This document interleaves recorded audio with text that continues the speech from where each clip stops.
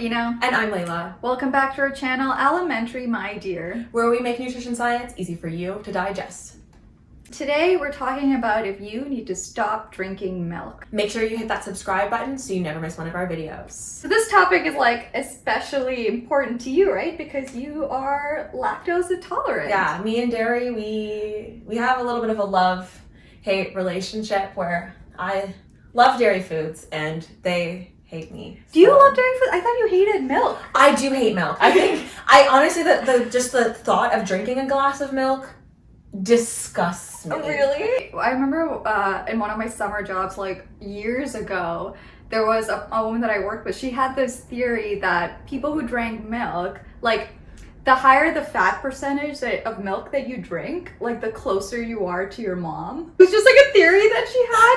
That's a little Freudian. I know, it is. But it was interesting because she just did a quick poll around the room, so and it actually lined up perfectly with that 10-person meeting. Oh. People that drank 2% milk were super close with their moms. There were people that drank 1% or skim milk who talk to their moms every month maybe, and then the people that don't drink milk at all. Oh, a real rocky relationship. Yeah. See, I don't really drink milk, but I always have it in my tea in the morning, and I go for a homogenized. So I don't know what this is about my relationship with me and my mom. I don't know. So let's get her on our videos to talk about that. While I don't like milk, cheesecake, love it. Ice cream, love it. Cheese, amazing. Yogurt?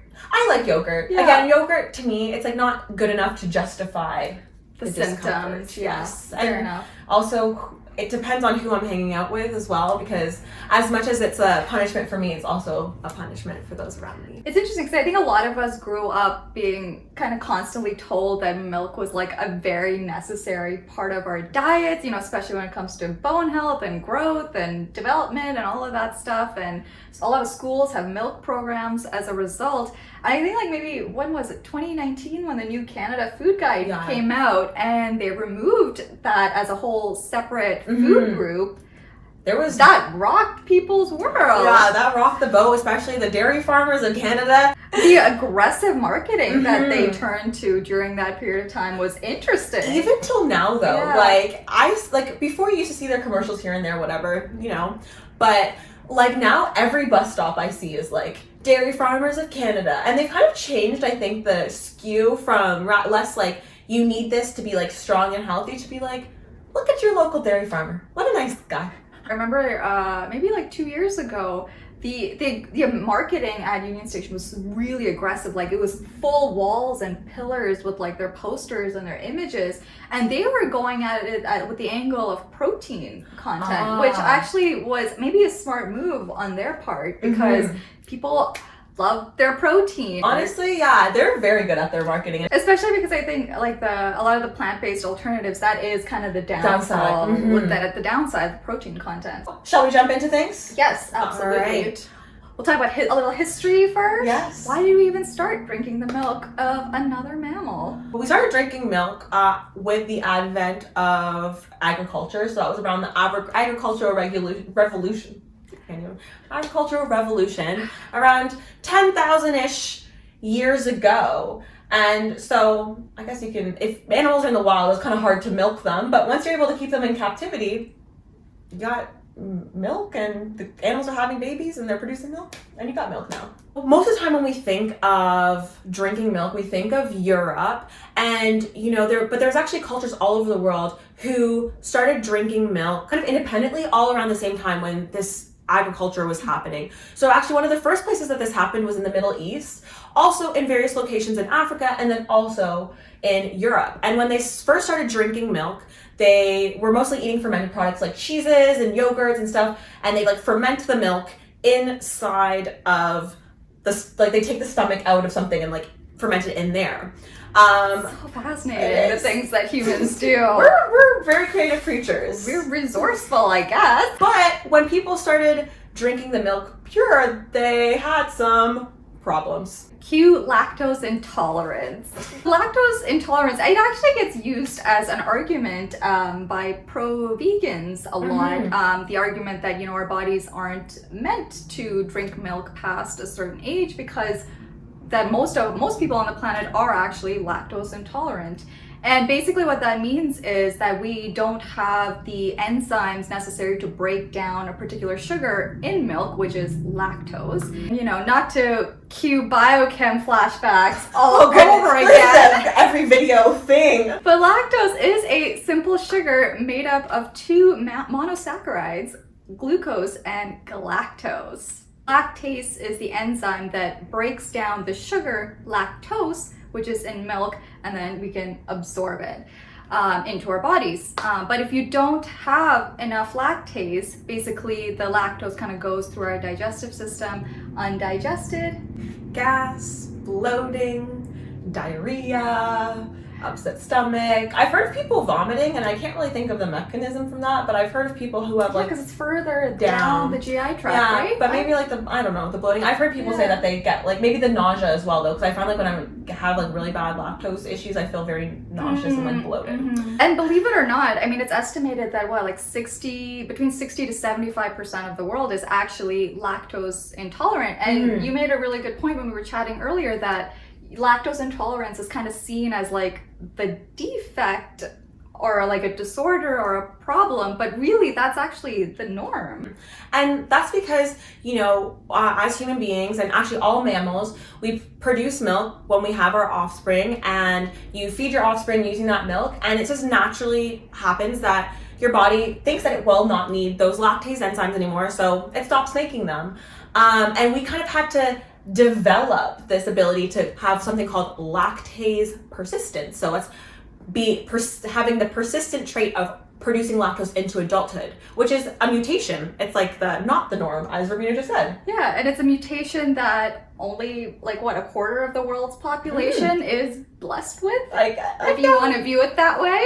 Do you remember a bunch of years ago when some like ice cream or frozen yogurt place in London, England, they started selling, again, either ice cream or frozen yogurt made from human breast milk? I have heard that. And people were like appalled and disgusted and like their minds were blown. I was like, but why? Is that more gross than... I honestly like... And I eat dairy.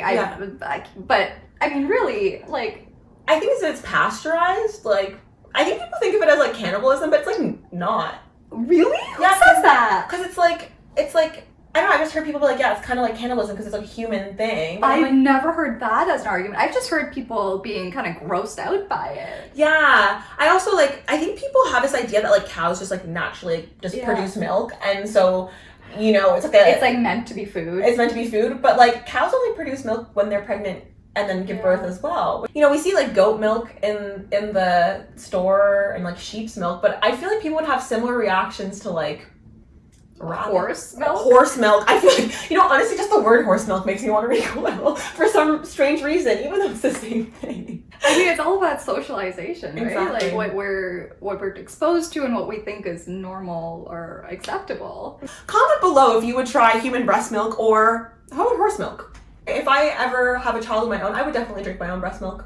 Just to try Just it? to try it. Oh, I absolutely would. I want to know what Is that a weird thing to say? It's out there now. I hear it's sweet. I know people do try their own breast milk. Yeah, because I think it's a different composition from cow's milk, which is why you can't feed your baby. Like infants can't have cow's milk because it causes them some problems. You know, today we're talking about, you know, should you be drinking milk from a health standpoint rather than like an ethical standpoint, and you know, I think the ethics of it is something that you need to work up for yourself, and if you're... And we appreciate that perspective. Obviously, I mean, the animal welfare concerns, environmental concerns, those are all very valid, but yes, for the purposes of this video, it is kind of focused on the health aspect. We have a good grasp about like the history of drinking milk, lactose intolerance, lactose persistence, but what is the science saying about its effect on health? Because I think there's a lot of misinformation and things in the domain of like milk and health, especially with all these like Netflix documentaries called like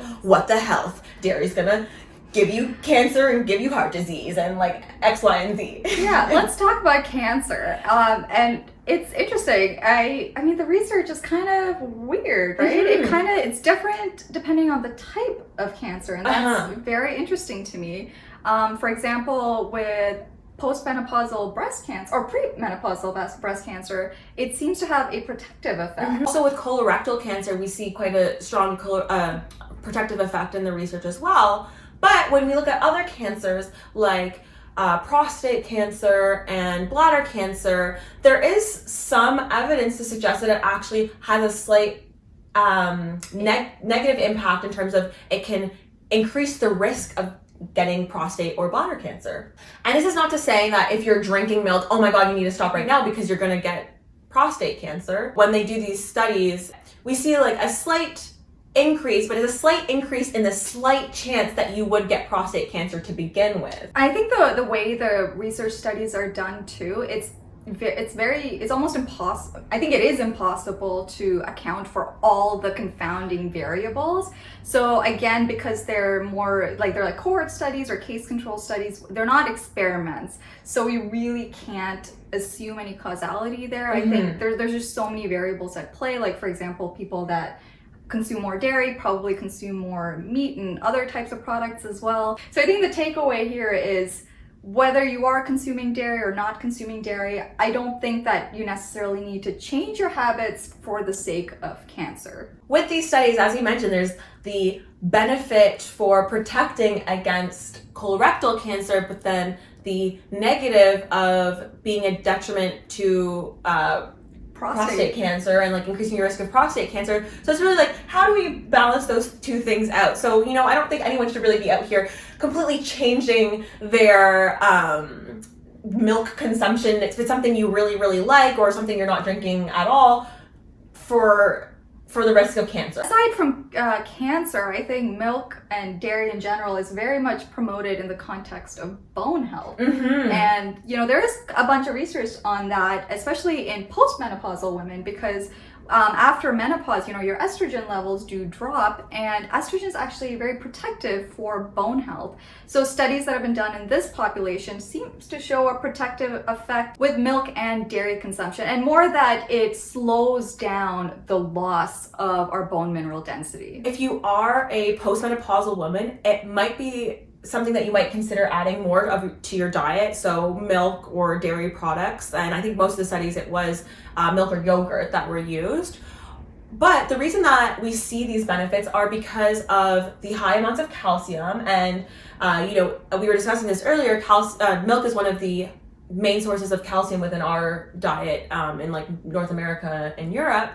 So calcium, vitamin D, which milk products are fortified with, magnesium and phosphorus. So if you're eating like a healthy, varied diet that has enough of all of those other components, you might not need to add milk to your diet to achieve, you know, maintenance of your bone mass as you age. It is worth noting though that a lot of the plant-based sources of calcium are a little less bioavailable, or, you know, our bodies have a harder time accessing the calcium. So, you know, depending on what your dietary pattern looks like, it might be worth, you know, reaching out to a dietitian to see if your specific diet is adequate in calcium with or without the dairy products. Love us plugging our profession in every one of our videos. In young children, that's a really important period of growth, and it's been found that setting up optimal bone mass during that time of growth kind of sets you on the trajectory for your bone health for the rest of your life. As we talked about, calcium is important for bone health, and calcium, one of the main sources is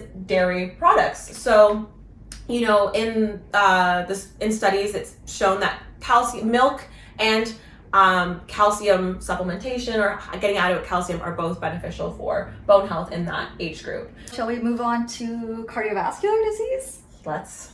So it's interesting because dairy products, obviously, I mean, well, they have higher amounts of saturated fat compared to, you know, plant-based alternatives. And, you know, saturated fat is associated with, you know, poor health outcomes when it comes to things like cardiovascular disease.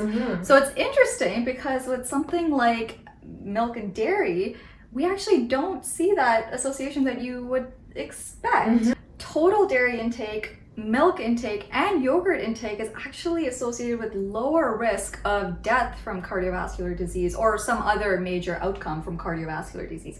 But we don't see any such association with butter or cheese. With the butter or cheese, it's not like we don't see a decreased effect, but we also don't see an increased effect, which I think kind of like goes against everything that we've kind of been told in like public health advice and all these other things. And, we've touched on, fat for health and kind of the messaging around that quite a few times. Moving on to diabetes, which is another public health chronic disease that we talk about a lot in public health.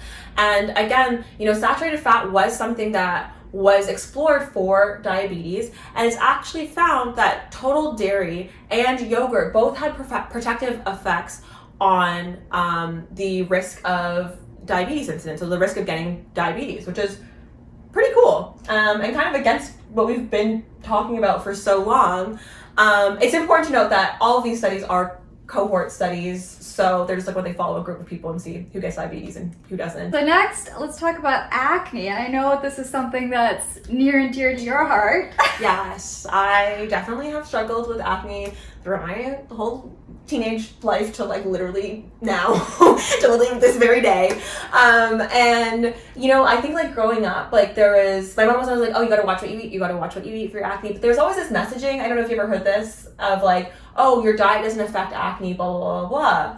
See, the messaging that I've heard people being scared of dairy because of concerns about hormones and things, and it's a possible association with skin issues. Ah, interesting. I don't know. I remember always having like, those like health talks where like they always told us like food and diet doesn't affect your skin. It's just like hormonal with like in your body. And like my mom would be like, you need to watch what you eat. That's why your skin is bad. And I'm like, no, I don't. The health teacher said I didn't need to. Your mom was right. It seems like my mom was right. Not only was my mom right, she was ahead of her time, because a lot of this research into like a more in-depth research into acne and dairy has been done quite recently. So there was a recent meta-analysis done on cohort studies looking at, who has and develops acne versus how much dairy that they are taking in. And it was found that dairy intake had quite a significant effect on acne as an outcome. Not only that, was something that I found very interesting, and I don't know if this will be interesting to everyone else, but it was skim milk compared to the other forms of milk that had the highest risk ratio, or the highest risk of having acne compared to whole milk and even like low fat milk. And I'm like, I wonder if there's something protective in like the milk, the fat. I've seen another review that was talking about, and they talked about how skim milk especially has shown to be a risk for developing acne. So we just talked about a whole bunch of things, and you might be wondering, what should you do now? And I think the takeaway here is that basically there probably is very little reason in terms of physical health to change your dairy intake habits. If you tend to abstain from it in general, or you don't enjoy it generally speaking, I think it's okay, because a lot of the nutrients that you can get from dairy products you can get from other foods anyway. But if you do enjoy these products, I think for the most part, it seems totally okay. That being said, the takeaway is you don't really need to change anything up. But if you are a postmenopausal woman who has those lower levels of estrogen, dairy might be something worth considering to increase your calcium, vitamin D, magnesium, and phosphorus intake if you're not getting enough through your diet, but it's not a necessity, Also, if you're in a period of growth, such as adolescence, dairy might be something to consider for this exact same reasons, getting that calcium intake up so that you can develop big, strong bones that will last you throughout your life. And if you have acne or struggle with acne, maybe dairy is worth trying to cut out and seeing what the effect is, because that one there is a little bit of a newer piece of evidence, and it's based on cohort studies, and there's not too many. So try it out. But of course, if you are an adolescent or, a growing child and you are thinking about eliminating the dairy, if you were normally taking it, do make sure that you're doing that with the supervision and the involvement of your parents and maybe a dietitian or a doctor to make sure that those nutrients that you're missing out on are coming from other sources. Very good point. Be sure to like, comment, and subscribe. Hit the notification bell so you never miss one of our videos, and follow us on our Instagram and our TikTok. Thank you for watching. Bye.